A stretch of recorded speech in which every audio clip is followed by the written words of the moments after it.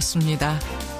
애청자 여러분 안녕하십니까? 2018 동계 패럴림픽 어제 막을 내렸습니다. 크로스컨트리 신희연 선수가 역사상 처음으로 금메달 따던 순간 벅찼고요. 아이스하키 선수들 동메달을 확정 지으면서 관중과 함께 부르던 그 눈물의 애국가도 명장면이었죠. 하지만 성적보다 더 중요한 건 선수들이 남긴 땀방울입니다. 불가능은 없다라는 걸 눈앞에서 보여준 36명의 선수들 큰 박수 보내주시죠.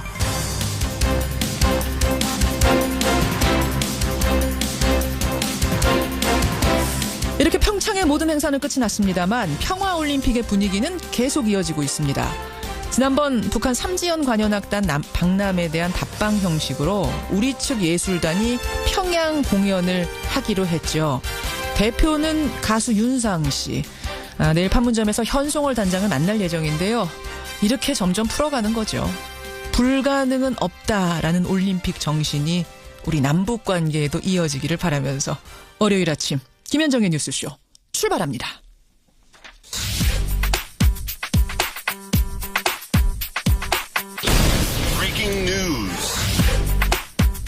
김현정의 뉴스쇼가 주목한 오늘의 포인트 김정훈 기자 나와 있습니다. 어서 오세요, 김 기자. 네. 예, 오늘 첫 포인트 뭐부터 봐야 됩니까? 네, 핀란드 남북미 1.5 트랙 회동입니다.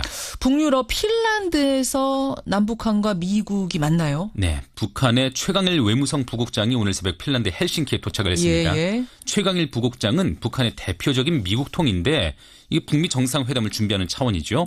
1.5 트랙이라고 말씀드린 이유는 반관 반민 회의이기 때문인데요. 누구 나와요? 미국에서는 캐슬린 스티븐슨 전 주한 미 대사가 나오고요. 전직. 네, 전직. 예. 한국에서는 노무현 정부 시절에 청와대 통일외교안보 정책실장을 지낸 백종천 세종연구소 이사장 그리고 예. 신각수 전 주일 대사가 참석하는 것으로 알려져 있습니다. 역시 전직. 네. 핀란드 외교부 측은 학자들과 관료들 사이 일상적 모임이다 이렇게 밝혔지만 5월 미국과 북한 정상회담을 앞둔 당사국들의 발걸음이 빨라지는 모습을 읽히고 있네요. 예, 지금 이것에 앞서서 북한의 이용호 외무상은 역시 스웨덴에서 외무장관 회담했잖아요. 네. 예, 스웨덴은 북한 내 미국의 영사 업무를 대리하고 있는 그런 나라라서 주목이 됐는데 아무튼 지금 여러 트랙으로 북미 정상회담, 남북회담 속속 준비가 되고 있는 준비되고 모습입니다. 있는 양상이 포착이 되네요.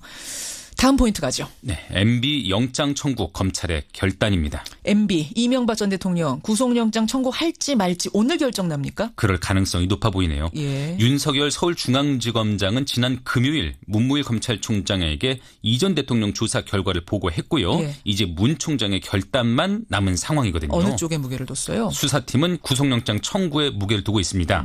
왜냐하면 수뢰 혐의액만 110억 원대에 이르는 상황 속에서 이 전 대통령이 혐의를 부인하고 있어서 증거인멸의 우려가 크기 때문이거든요. 그렇죠. 영장이 청구되면 2, 3일 뒤에 영장 실질 심사가 열리게 됩니다. 주말 사이에 주목받은 사람은 부인 김윤옥 여사 아닙니까? 네. 김윤옥 여사의 검찰 조사 가능성은 어때요?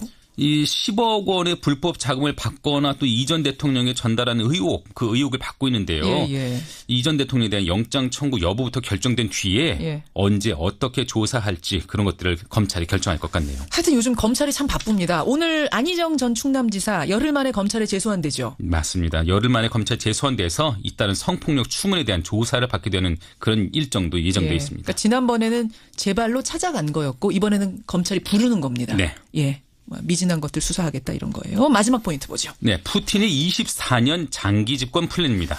러시아에서 대통령 선거가 치러졌는데 또다시 푸틴의 승리가 확정적이라고요. 네, 우리 시각으로 오늘 새벽 3시에 투표가 끝났고요. 예. 지금 개표가 진행 중이긴 한데 출구조사를 보니까 73.9%의 득표율로 승리가 예상되네요. 73.9%. 네, 대선 연임이 확정되면요. 예. 푸틴은 6년 후인 2024년까지 크렘린궁을 지키게 됩니다. 푸틴은 2000년부터 8년간 대통령을 지내다 3연임, 그 3년임 금지 규정에 따라서 2008년부터 4년간은 총리로 재직했고요. 그렇죠.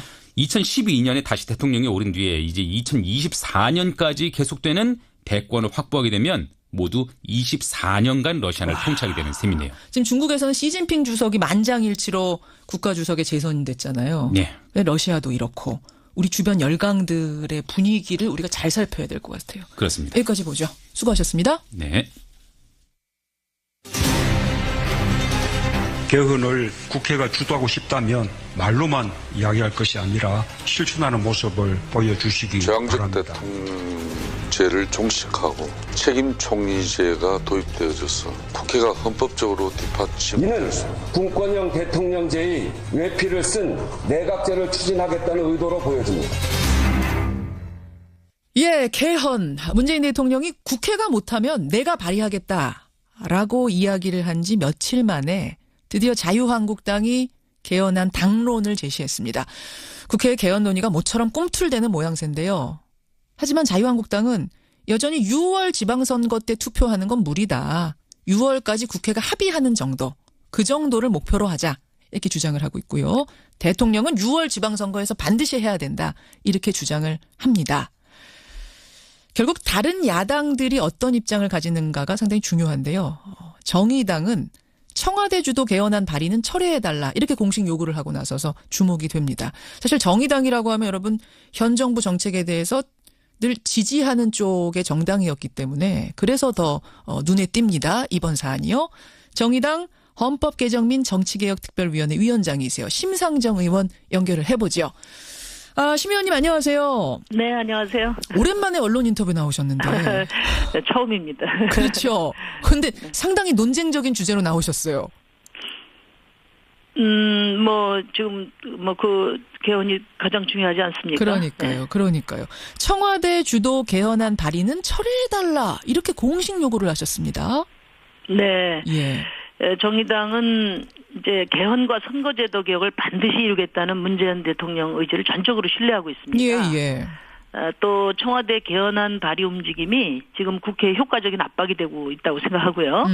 근데 이제 문제는 끝내 개헌을 성사시키는 게 중요한데 우리 국민들께서 알고 계시듯이 대통령안이 발의되면 현행 헌법에 따른 개정 절차에 따라 돌입하게 되지 않겠어요? 그렇죠. 근데 이제 대통령 발의 개헌안은 일반적인 법률과 달리 토론과 수정 없이 원안을 표결에 붙여야 돼요. 아하. 그러니까 제적 의원 3분의 2 찬성을 얻어야 되는 상황에서 자유한국당이 반대하면 부결이 뻔한 거 아닙니까? 그렇죠. 이렇게 대통령 개헌안이 부결되면 이 정부에서 다시 개헌 논의가 가능하겠나? 그게 저희가 우려하는 점이고요.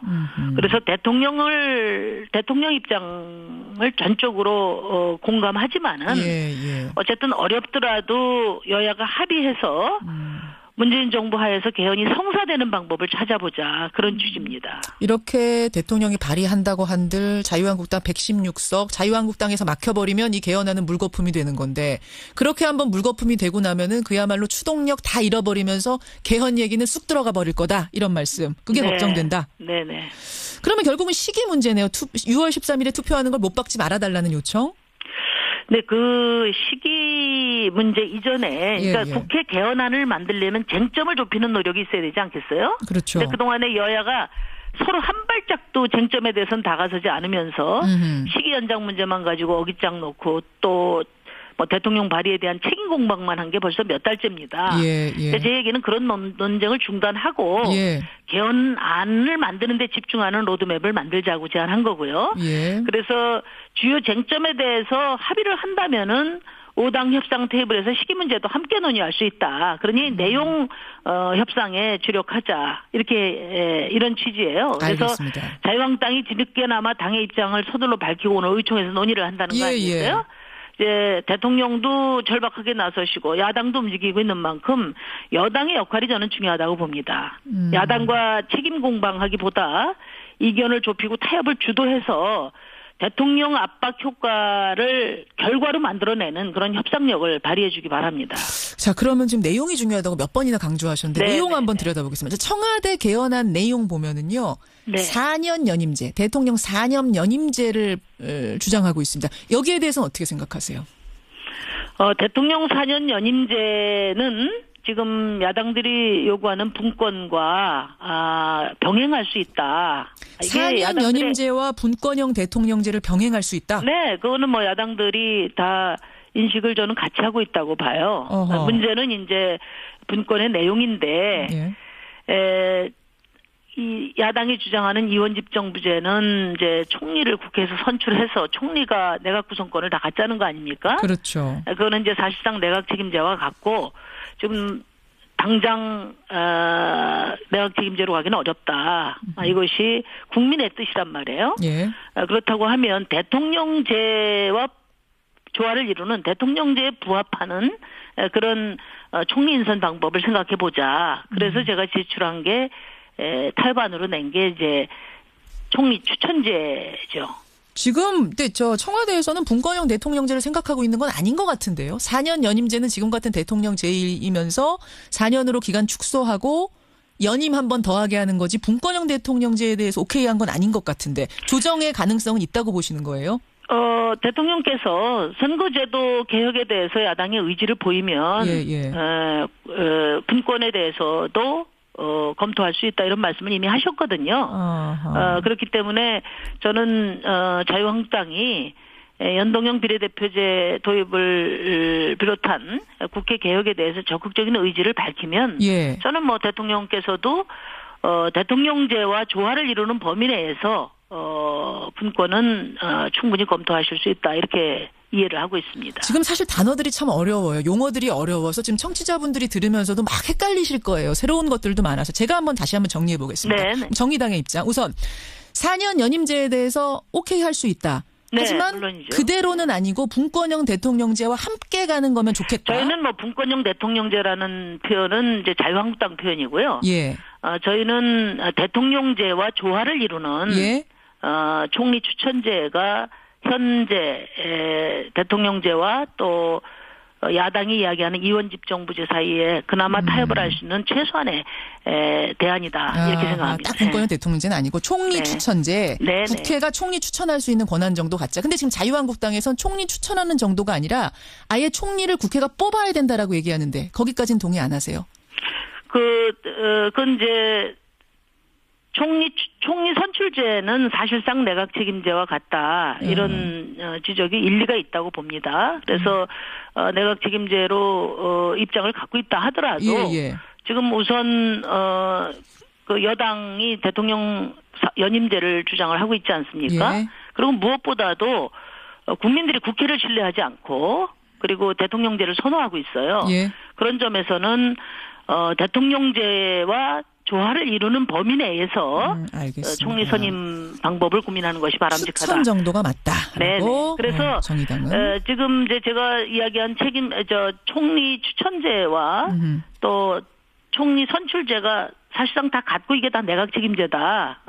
이렇게 여권에서 이야기하는 것은 저는 그 지나친 왜곡이라고 생각합니다. 추천하고 뽑는 거는 엄연히 다르다라는 말씀. 그렇죠. 왜냐하면 대통령 여당이나 또는 여당이 구성한 국회 다수파에서 추천하는 총리를 대통령이 임명하고 또 그 총리가 제청하는 장관을 대통령이 임명하는 것과 대통령과 전혀 상관없이 국회에서 총리 선출하고 총리가 내각을 다 선임하는 것과 어떻게 같을 수 있습니까? 여기까지 얘기는 이제 권력 구조에 대한 얘기고요. 아니, 거기서 이제 한 가지만 더 말씀드리면 지금 이제 여야가 대체로 공감대를 이룬 것이 대통령 결선 투표제예요. 이제 총리 추천제는 대통령 결선 투표제가 실현이 되면 자연스럽게 이어지는 그런 절차를 제도화한 것이라고 이렇게 이해하면 됩니다. 알겠습니다. 사실 제가 지금 선거제도 개편 얘기가 사실은 더 정의당에서는 중요하게 생각하는 문제이기 때문에 그 이야기로 얼른 넘어가려고 하는데 대통령제 손보는 문제가 한 줄기라면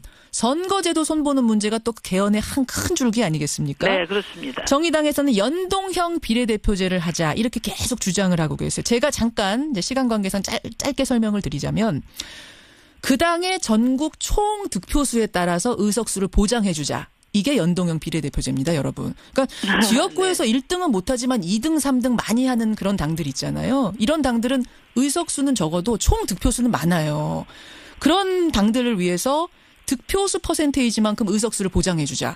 정의당 같은 경우에 지난 총선에서 만약 연동형 비례대표제를 했다면 6석이 아니라 22석이 됐을 겁니다. 이런 식으로 보장을 해 주자는 거죠? 그러니까 지금 가장 핵심이 비례성이에요. 투표하는 민심이 그대로 비례적으로 반영하는 의석수가 보장이 돼야 된다는 것이고요. 예. 그것은 이제 정의당만의 요구가 아니라 주권자인 국민의 뜻을 왜곡하지 않는 국회를 구성하기 위해서 절대적으로 필요한 겁니다. 근데 이제 지금 이 개헌 논의하는 과정에서도 국민들이 국회에 대한 불신, 이것이 지금 권력 구조를 바꾸는데 가장 큰 지금 그 장애지 않습니까? 예. 그러니까 국회가 제대로 일할 수 있는, 국민을 제대로 대변하고 제대로 일할 수 있는 과감한 개혁 없이 개혁은 사실 불가능해요. 알겠습니다. 그래서 우리가 정의당은 처음부터 선거제도 개혁을 비롯한 국회 개혁을 전제로 해서 예, 예. 선행하고 예. 개헌을 하자 이렇게 주장을 했는데 예. 선거제도 개혁이 국회의원 내 그 배지의 생사 여탈권을 갖고 있다 보니까 계속 안 돼 왔고 개헌보다 더 어렵다 그렇게 국회의원들이 이야기를 하고 그래서 예. 개헌과 함께 하자 해서 여기까지 온 겁니다. 근데 그 연동형 비례대표제라는 거를 사실은 지역구에서 1등 많이 하는 당에서는 좋아할 리가 없을 거다고 생각했는데 자유한국당이 웬일인지 금요일에 이렇게 말했습니다. 국민 대표성 강화하는 방안을 강구 중이다. 모든 가능성을 열어놓겠다.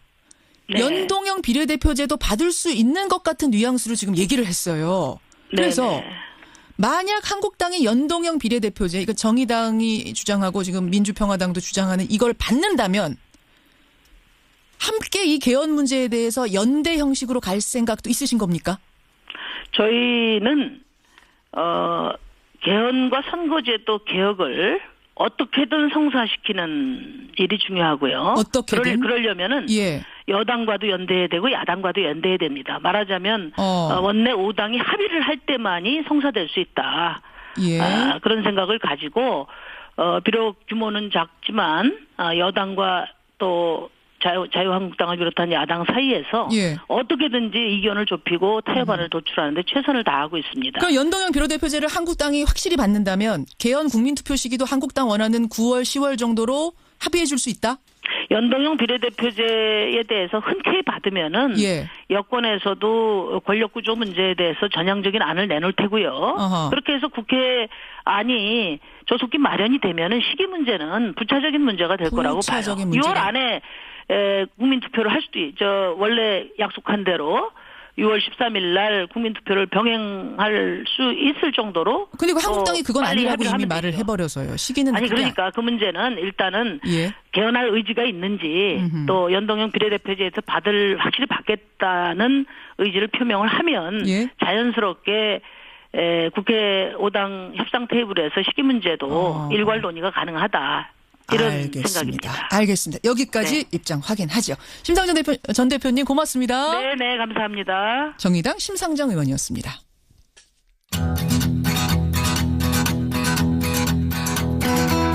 김현정의 뉴스쇼는 김성환의 행간 시사평론가 김성환 씨 나오셨습니다. 어서 오십시오. 네, 안녕하세요. 월요일 아침. 지금 가장 떨고 있는 사람은 누굴까요? 이명박 전 대통령이겠죠? 그럴 것 같아요, 진짜. 지금 구속영장이 청구되느냐 마느냐 오늘 결정된다면서요. 네, 맞습니다. 또 이 전 대통령과 함께 가장 긴장된 주말을 보낸 사람이 있습니다. 누구요? 영장을 청구하는 입장이죠. 이 문무일 검찰총장이 될 것 같은데요. 오늘 행간 그 얘기 가지고 오셨다면서요? 네. 예. 지난 주말 동안 거의 월요병에 시달릴 정도로 고민을 했을 문무일 검찰총장. 이 MB 구속영장 청구를 고심에 고심을 거듭하고 있는 문무일 검찰총장. 예. 이 뉴스의 행간을 좀 살펴볼까 합니다. 오늘 영장 청구할 거라는 거는 확정적입니까? 아니요. 그거는 아니고요. 아니에요? 시기상으로 그럴 거다 이렇게 추측을 하고 있는데 저는 오늘 할 거라고 봅니다. 그래요? 많은 사람들이 이제 그렇게 예측하고 있는데요. 왜냐하면 박근혜 전 대통령 때는 굉장히 정치적 부담감이 많았거든요. 그렇죠. 현직 대통령. 네. 그런데 일주일 만에 구속영장이 청구됐습니다. 예. 근데 이명박 전 대통령은 지난 14일 소환조사 받았으니까요. 오늘이 닷새째입니다. 그렇죠.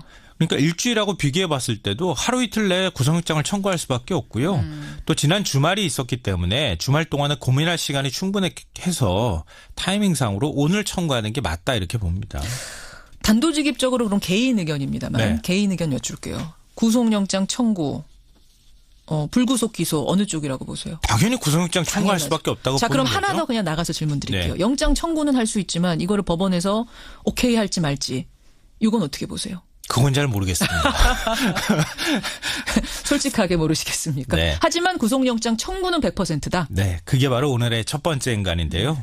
첫 번째 인간은 구속할 이유가 차고 넘친다입니다. 그러니까 검찰 입장에서 이 전 대통령을 구속할 이유는 차고 넘치는데 구속하지 않을 이유 제가 자꾸 찾아보니까 딱 한 가지밖에 없습니다. 뭔가요?